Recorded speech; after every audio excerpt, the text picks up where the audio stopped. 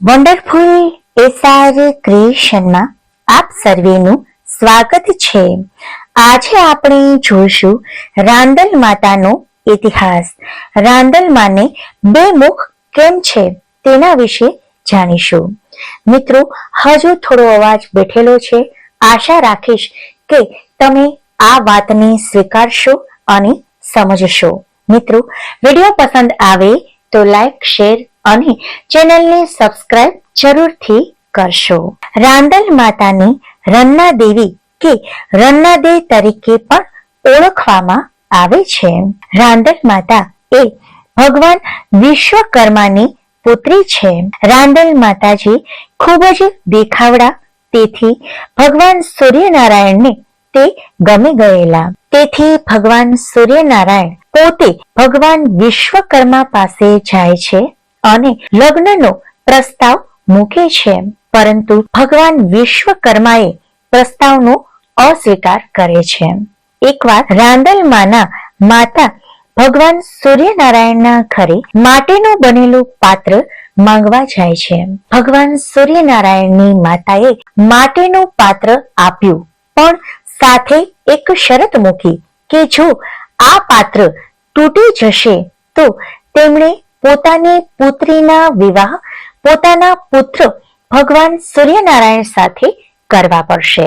જ્યારે રાંદલ માના માતા પાત્ર લઈને ઘોડા પર પોતાના ઘરે જઈ રહ્યા હોય છે, ત્યારે ભગવાન સૂર્યનારાયણ તેમના માર્ગમાં બે આખલાને લડતા મૂકી દે છે।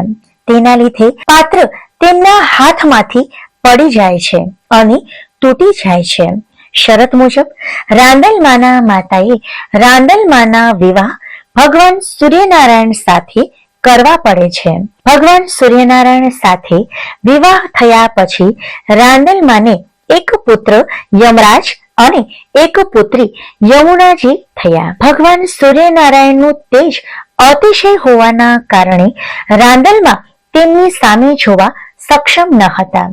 જ્યારે ભગવાન સૂર્યનારાયણને થયું કે માતાજી તેમના સૌંદર્યના અભિમાનને લીધે તેમની સામે જોતા નથી, તેથી ભગવાન સૂર્યનારાયણે તેમને શ્રાપ આપ્યો કે રાંદલમાં પોતાના સંતાનો સાથે ભટકશે।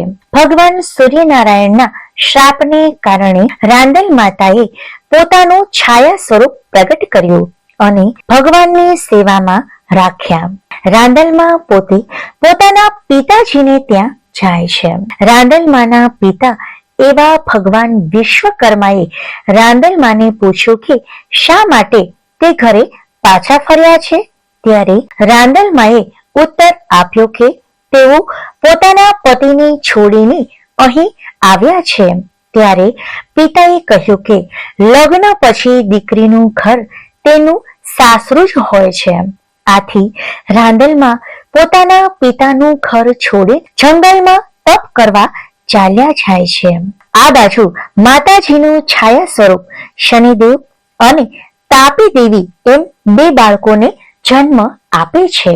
એકવાર યમરાજ અને શનિદેવ વચ્ચે ઝઘડો થાય છે, ત્યારે શનિદેવના માતાએ યમરાજને શ્રાપ દીધો કે જ્યારે જ્યારે તેઓ પોતાના પગ જમીન પર મૂકશે ત્યારે ત્યારે તેમાંથી લોહી નીકળશે। સાંજે જ્યારે સૂર્યનારાયણ દેવ ઘરે આવે છે, ત્યારે યમરાજ પોતાના પિતાને માતાના દ્વારા અપાયેલી શ્રાપની વાત કરે છે અને જમીન પર પગ મૂકે છે ત્યારે તેમને લોહી નીકળે છે એવી વાત સૂર્યનારાયણ ભગવાનને કરે છે। ત્યારે ભગવાન સૂર્યનારાયણ યમરાજને સાજા કરે છે। વળી તેના મનમાં થાય છે કે કંઈક ખોટું થઈ રહ્યું છે। કોઈ માતા પોતાના બાળકોને શ્રાપ દે જ નહીં અને જો શ્રાપ આપે તો પોતાના બાળકને શ્રાપથી પીડાવા દે નહીં। તેથી રાંદલ માના છાયા સ્વરૂપને બોલાવ્યા અને સત્ય જાણવાનો પ્રયત્ન કરે છે। ત્યારે માતાજીનું છાયા સ્વરૂપ કહે છે કે પોતે રાંદલ માતાજી જ છે, પરંતુ ભગવાન સૂર્યનારાયણ માન્યા નહીં અને કહ્યું કે તમે સત્ય કહો। જો સત્ય નહીં કહો તો હું તમને બાળીને ભસ્મ કરી દઈશ. ત્યારે માતાજીનું છાયા સ્વરૂપ સત્યવચન કહે છે. આથી ભગવાન સૂર્યનારાયણ ભગવાન વિશ્વકર્મા પાસે જાય છે. પણ ભગવાન વિશ્વકર્માને પણ કઈ જ ખ્યાલ હોતો નથી કે રાંદલમાં અત્યારે છે ક્યાં. તેથી ભગવાન સૂર્યનારાયણ ધ્યાન ધરીને જુએ છે કે રાંદલમાં ક્યાં છે. પછી ભગવાન સૂર્યનારાયણ ઘોડાનું સ્વરૂપ ધારણ કરે છે અને જ્યાં માતાજી તપ કરતા હતા ત્યાં જાય છે અને જઈને માતાજીના તપનો ભંગ કરે છે. તપ કરવા પાછળનું કારણ પૂછે છે.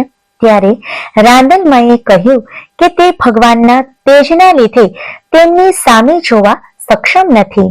તેથી આ વાત સાંભળીને ભગવાન સૂર્યનારાયણ પોતાનું તેજ ઓછું કરે છે અને પોતાના તેજને 4 અલગ અલગ વસ્તુમાં સરખા ભાગે વહેંચે છે.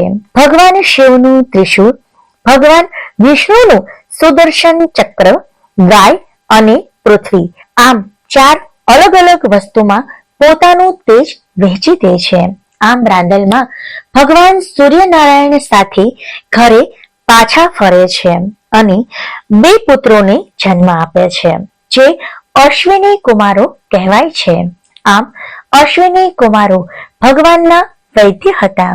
જ્યારે રાંદલમાના છાયા સ્વરૂપે રાંદલમાનો પોતે કરેલી સેવાના બદલે આશીર્વાદ આપવા કહ્યું ત્યારે રાંદલમાએ તેમને વચન આપ્યું કે જ્યારે કોઈ લોટા તેડશે ત્યારે બંને સાથે જોડમાં જ હશે, એક રાંદલ માતા માટે અને એક તેમના છાયા સ્વરૂપ માટે. અને ભગવાન સૂર્યનારાયણ પણ વચન આપે છે કે જ્યારે કોઈ લોટા તેડાવશે ત્યારે પોતે ઘોડા સ્વરૂપે ત્યાં આવશે અને જ્યાં સુધી ઘોડો ખૂંદવાનો પ્રસંગ પૂરો નહીં થાય ત્યાં સુધી લોટો તેડવાનું કાર્ય પૂર્ણ થયેલ ગણાશે નહીં. આવું કંઈક હતો ઇતિહાસ રાંદલમાનો. મિત્રો, ત્યારથી રાંદલમાને 2 મુખ જોવા મળે છે. એટલા માટે જ્યારે શુભ પ્રસંગે આપણા ઘરે આપણે રાંદલના લોટા તેડીએ છીએ ત્યારે હંમેશા 2 સ્વરૂપ, એક રાંદલમાનું અને બીજું તેના છાયાનું સ્વરૂપ, એમ 2 જોડમાં જ હંમેશા લોટા તેડવામાં આવે છે. મિત્રો, વિડીયો પસંદ આવે તો લાઈક, શેર અને ચેનલને સબસ્ક્રાઇબ જરૂરથી કરશો. આભાર.